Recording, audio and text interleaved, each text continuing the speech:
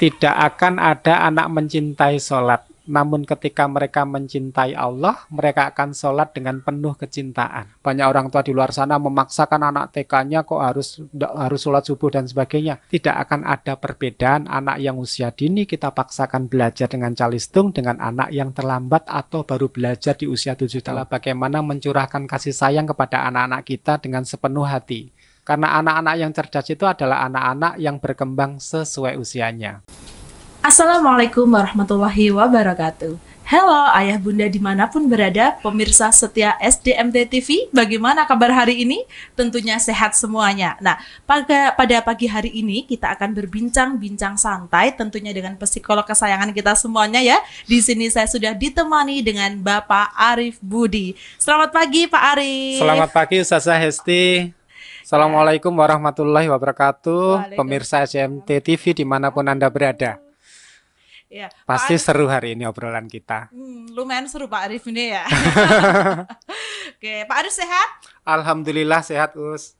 Iya, alhamdulillah. Nah, ini Pak Arif, hari ini kita akan berbincang-bincang santai tentang golden age Pak Arif, di mana para orang tua ini tentunya sangat banyak yang panik.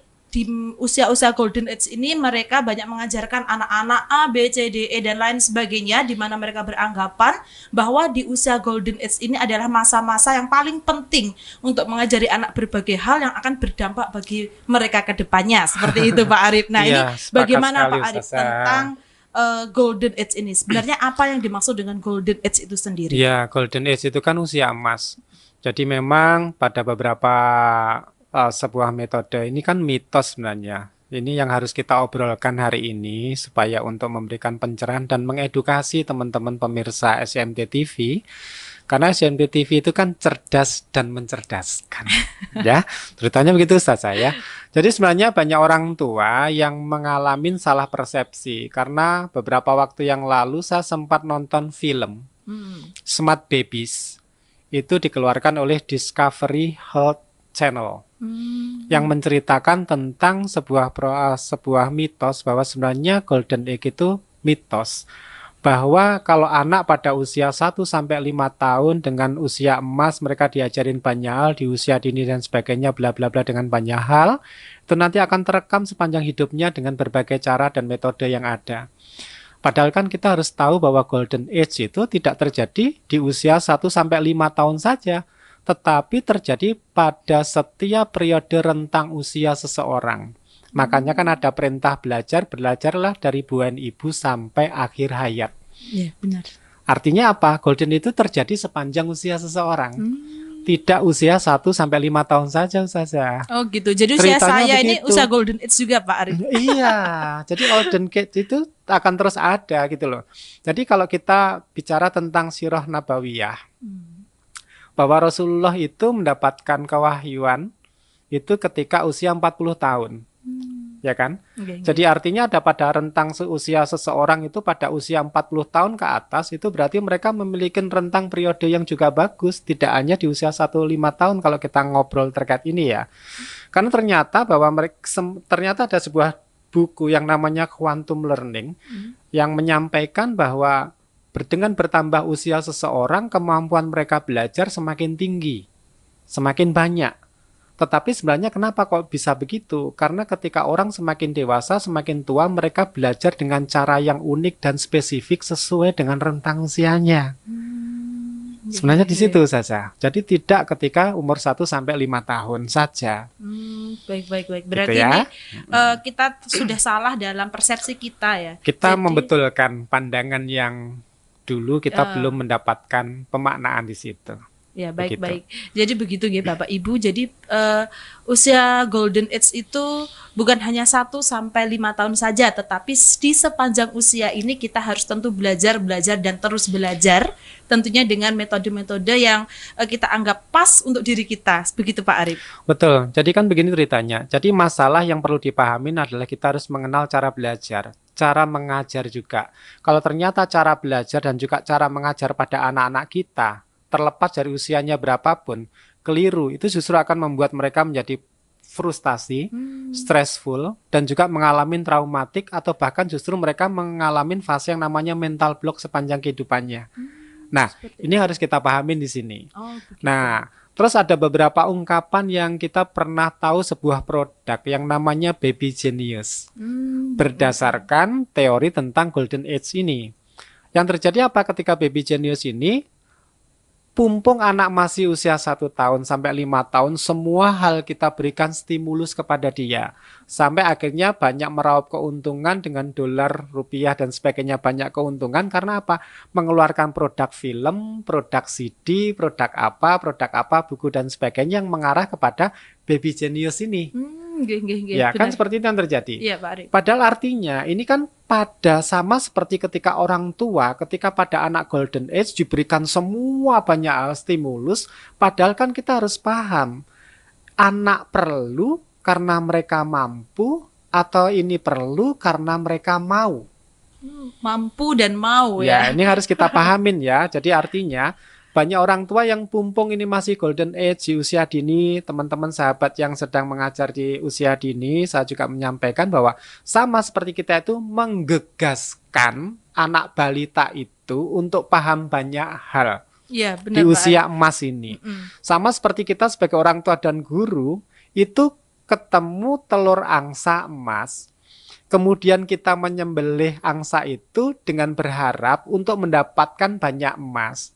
Tetapi yang terjadi akhirnya kita tidak mendapatkan telur angsa Telur emas, angsa emas. demikian juga angsanya juga mati. Ibaratnya Benar-benar. begitu. Iya, baik Pak Arif. Jadi banyak sekali hal-hal yang dilakukan oleh orang tua maupun guru untuk mengegaskan itu tadi ya, Menggegaskan mengegaskan. itu. Oke. Nah, sekarang ini Pak Arif, ini kan kita temui banyak sekali ya orang tua maupun guru-guru gitu nggak yang mengajarkan anak-anak untuk mempercepat mereka. Tentunya orang tua nggak dia mempercepat Iya. anak-anak di usia golden age itu untuk mempelajari banyak hal terkait dengan calistung, baca, tulis, hitung Iya, seperti sepakat, itu. ya. Kemudian menggunakan berbagai macam metode maupun sekarang sudah banyak beredar kayak flashcard gitu Pak Arif. Nah, itu Iya, iya. bagaimana Pak Arif? Sebenarnya kalau kita berbicara bahwa flashcard itu kan dipakai oleh teori yang digunakan oleh Glenn Doman ya.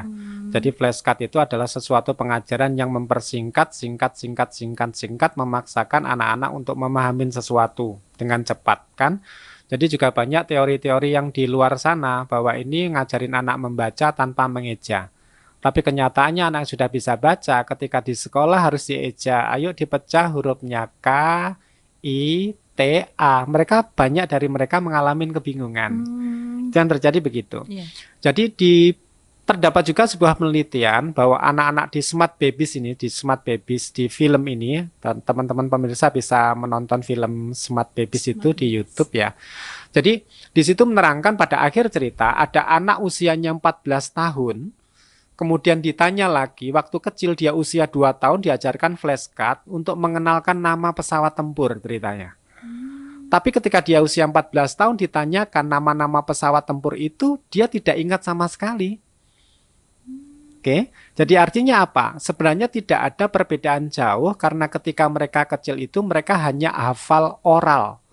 Tetapi tidak melalui fase pengalaman karena sebenarnya pada usia dini itu yang harus kita kenalkan adalah bagaimana pengayaan sensoris motorik Motorik. ya. Jadi bagaimana kalau kita harus paham bahwa sebenarnya sensorik panca indera itu yang harus dikenalkan pada anak untuk mereka mengalami sebuah pengalaman untuk belajar dalam kehidupannya sebenarnya kan pengayaan panca indera.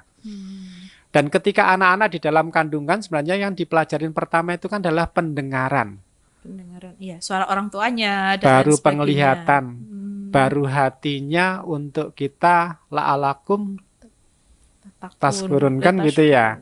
Supaya kita bersyukur kan di An-Nahl ayat 78 kan di situ. Nah, jadi artinya kalau kembali lagi kepada flashcard ini sebenarnya hanya memberikan hafalan oral saja. Jadi tidak ada anak yang usia 9 tahun kemudian dicek tidak akan terlihat bedanya anak yang di usia dini dipelajarin calistung sama anak yang belajar ketika usia 7 tahun itu tidak akan pernah tampak bedanya apapun ketika mereka pada kondisi usia kelas 4 SD.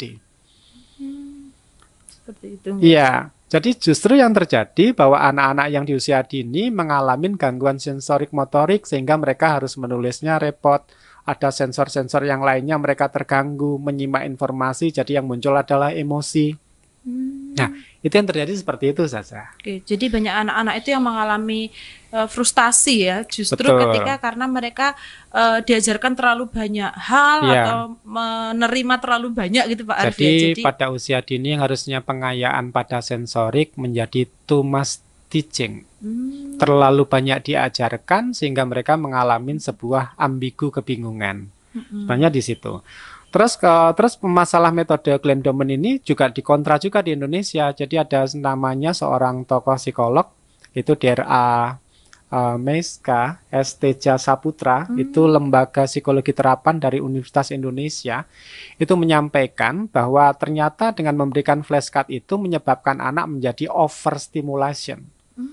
Jadi stimulasi yang diberikan itu menjadi over. Karena apa? Jadi menurut tokoh yang dari luar negeri itu juga, si Sutton kalau tidak salah itu, menyampaikan bahwa dengan kita ngajarin flashcard itu akan membuat mereka otak kognitifnya itu sudah dipekerjakan sejak dini. Jadi kita memaksa otaknya anak yang sebenarnya harus berkembang dengan alami dan sebagainya, itu dipaksakan untuk bekerja untuk melihat ini A, B, C. Hewan ini, hewan ini, hewan ini, hewan ini, sehingga justru sensorik yang lainnya harus berkembang menjadi berhenti. oke. Begitu Pak Arif. Nah, berarti bagaimana ini Pak Arif? Seharusnya kita para orang tua memberikan stimulus atau apakah pada anak-anak di usia 1 sampai 5 tahun ini seharusnya kalau dari sisi psikologis bagaimana Ya, Pak Arif? jadi kalau dari psikologis kan sebenarnya kan kita begini, pengayaan sensori motorik itu dengan mungkin mendengarkan murotal supaya metode talaki, anak mendengarkan bagaimana bacaan, pelafatan dan sebagainya. Jadi lebih kepada pendengaran, karena kita harus paham bahwa seseorang yang belajar pertama kali di dalam panca indera adalah pendengaran ketika kita lahir. Dengar dari suara ibu. Demikian ketika kita wafat, yang tertinggal terakhir itu adalah pendengaran juga. Makanya tolong ayo la ilaha illallah, karena yang tersisa panca indera kita juga pendengaran. Jadi makanya kenapa kita harus banyak cerita, mendongeng pada anak-anak, memperkaya mereka dengan banyak cerita, pahlawan dan sebagainya, itu menjadi penting. Karena ternyata dengan mendongeng itu kita sudah menata bagaimana tingkat kedewasaan mereka untuk memahami sesuatu itu bertahap, bertingkat dan berkelanjutan Ustazah. Ceritanya begitu. Dan kalau kita berpikir kenapa sih kita dengan dongeng, dengan cerita itu sangat bagus untuk anak-anak, ya dengan buku, dengan apa, itu dengan cerita terutama, dengan lesan, itu karena apa? Karena ternyata dongeng itu bisa merubah karakter sebuah bangsa. Kalau kita lihat pada abad 16, ada negara yang berkembang waktu itu adalah Spanyol sama Inggris. Spanyol ceritanya tentang sesuatu yang hanya meninabobokan anak dengan cerita Aladin, sajadah terbang dan sebagainya. Tapi di Inggris kita sudah kenal pada abad 16 ada yang namanya kenaik Arthur, King Arthur. Terus kemudian muncul dari sebuah penelitian seorang psikolog terkenal juga di situ yang menyampaikan ada yang namanya virus and arts. Jadi the need for achievement. Bagaimana bahwa cerita itu yang pertama harus membuat anak optimis, yang kedua membuat anak itu semakin keberanian untuk mengubah nasibnya, dan yang ketiga membuat anak menjadi tidak mudah menyerah dengan keadaan. Akhirnya terjadi apa? Inggris makin maju, Spanyol tetap begitu dengan klasikalnya. Kan begitu. Kemudian Amerika pada tahun 1952 juga mereka sudah membuat film terkait luar angkasa, di mana negara lain tidak pernah berpikir untuk luar angkasa. Akhirnya ada Star Trek dan sebagainya mempengaruhi Amerika yang pertama keluar ke angkasa. Nah, Indonesia binatang apa yang paling pinter? Jawabannya kancil. Itu yang terjadi begitu ya dengan kancil emas. Makanya terjadi apa? Perilaku kita menjadi sering KKN, korupsi dan sebagainya karena cerita kancil yang melekat sepanjang hidup kita. Ya, cerita merubah sebuah bangsa. Nih, cerita merubah sebuah bangsa. Ya, coba negara Jepang sibuk dengan komik seperti Naruto, bagaimana semangatnya Naruto dengan semangat Bushido-nya. Kemudian kita One Piece yang menjelajah samudra sampai ketemu One Piece itu. Terus yang lainnya lagi, itu seperti itu. Tapi di Indonesia, film kartun kita itu gambaran-gambaran aja. Ini saya pengen menyampaikan kepada orang tua, tontonan adalah tuntunan. Begitu. Satu kata menarik Bapak Ibu di sini. Tontonan adalah tuntunan dan sebuah cerita itu ternyata merubah bangsa. Kecil tapi sangat bermakna seperti itu Pak Arif. Nah, Makanya perlu cerita yang semangat. ya. Dan ini Pak Arif berarti kita sebagai orang tua nggih, baik guru di sekolah maupun orang tua yang ada di rumah, kita harus sering mengedukasi anak-anak kita dengan cerita-cerita yang bermanfaat, kemudian berpotensi besar untuk merubah pola pikir mereka dan lain sebagainya supaya kita bisa lebih baik dan lebih maju tentunya Pak Arif Iya. nggih. Jadi yang perlu kita sampaikan kembali ke topik kita bahwa sebenarnya memberikan anak-anak membaca, menulis, berhitung pada usia dini itu tidak membuat perbedaan yang signifikan dalam kehidupan mereka ke depan. Tetapi yang harus kita lakukan adalah memberikan pengayaan kepada kekayaan sensomotorik dan juga kekayaan emosi untuk kenal berbagai emosi di dalam kehidupannya itu jauh lebih penting. Oke, jadi kalau kita berbicara begini, kenyangkan hak anakmu sampai waktunya, karena mereka akan menjalankan kewajiban ketika mereka sudah kenyang dengan haknya. Sebenarnya di situ. Ya, hak kasih sayang, hak pendidikan, hak untuk mendapatkan curahan perhatian dan sebagainya. Karena pada usia dini 1-5 ketika haknya tidak dikenyangkan, mereka akan mengalami sebuah fase-fase perilaku yang tentu akan membuat kita emosional, lapar, dengan amarah dan sebagainya. Sebenarnya di situ saja. Oke, baik Pak Arif. Jadi begitu nggih Bapak Ibu tentang bincang-bincang kita pada pagi hari ini, bagaimana cara kita menstimulus ataupun terkait dengan anak-anak di usia golden age ini. Betul, kita Sasa. tidak perlu terlalu banyak memberikan stimulus-stimulus yang over ya yang Pak menjadi Arif. overstimulus. Tetapi kita harus banyak meluangkan waktu untuk mereka, memberikan kasih sayang, memberikan hak-hak anak kita. Betul. Seperti itu nggih Pak Iya, Arif. karena di satu sisi kan mungkin ada pertanyaan juga dari pemirsa juga. Lah kalau sudah begitu terus gimana? Nah, Kan begitu kan solusinya kalau pertanyaannya. sudah terlanjur. Ya. Sekarang tugas kita itu adalah membuat anak dan memancing minat anak. Jadi kalau pada anak yang usia 1 sampai 7 tahun, 1 sampai 6 tahun, 0 sampai 6 tahun, kemudian mereka itu mulai muncul yang namanya tadrib, pelatihan. Jadi mereka pada fase ada kepo, pengen baca, pengen apa, ya alhamdulillah banget gitu loh ya. Jadi artinya anak itu muncul keinginan bukan karena paksaan kita, tetapi karena keikhlasan dan kesiapan mereka untuk pada masa pelatihan yang biasanya muncul antara usia 7 sampai 12 tahun, usia SD, itu masa pelatihan. Karena masa 0 sampai 6 tahun itu adalah masa pralatih. Jadi hanya dikenalkan, tidak dilatih. Tidak dilatih. Hanya Jadi di situ. untuk orang tua tuh tidak perlu terlalu bingung ketika anaknya misalkan usia 5 tahun, usia TK, kemudian belum bisa membaca atau menulis, itu tidak perlu terlalu panik ya Pak Arif? Tidak perlu terlalu panik karena lebih penting adalah mengkayakan imajinasi positif pada otaknya.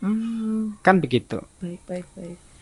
Gitu. Tidak akan ada anak mencintai sholat. Namun ketika mereka mencintai Allah, mereka akan sholat dengan penuh kecintaan. Makanya itu kenapa sholat diajarkan pada usia 7 tahun, bukan 0 sampai 6 tahun. Banyak orang tua di luar sana memaksakan anak TK-nya kok harus sholat subuh dan sebagainya. Karena sebenarnya pengajaran Rasulullah bersabda di usia 7 tahun. 7 tahun. Itu sebenarnya. Begitu, enggak usah khawatir tentang calistung. Tetap aja dampingin anak, berikan pengayaan sampai mereka muncul untuk kesiapan mereka belajar terkait itu. Itu jauh lebih bijaksana karena orang tua dimanapun berada, sahabat pemirsa SMT TV, tidak akan ada perbedaan anak yang usia dini kita paksakan belajar dengan calistung dengan anak yang terlambat atau baru belajar di usia 7 tahun. Tidak ada perbedaan di dalam dia membaca. Tapi akan muncul perbedaan bagaimana mereka kekayaan sikap emosionalnya lebih tertata pada anak-anak yang tidak diajarkan calistung di usia dini. Gitu. Baik. Nah, itulah Bapak Ibu perbincangan kita pada pagi hari ini terkait anak usia golden age dan juga pengayaan-pengayaan yang harus kita berikan. Nah, sebelum kita tutup mungkin ada yang ingin disampaikan oleh Pak Arif. Ya, saya selalu menyampaikan dan mengajak kepada orang tua. Yang harus kita lakukan itu adalah bagaimana mencurahkan kasih sayang kepada anak-anak kita dengan sepenuh hati. Mendampingin tumbuh kembang mereka. Karena anak-anak yang cerdas itu adalah anak-anak yang berkembang sesuai usianya. Terima kasih dari saya. Wassalamualaikum warahmatullahi wabarakatuh. Waalaikumsalam warahmatullahi wabarakatuh. Terima kasih Bapak Ibu pemirsa SDMT TV dimanapun berada.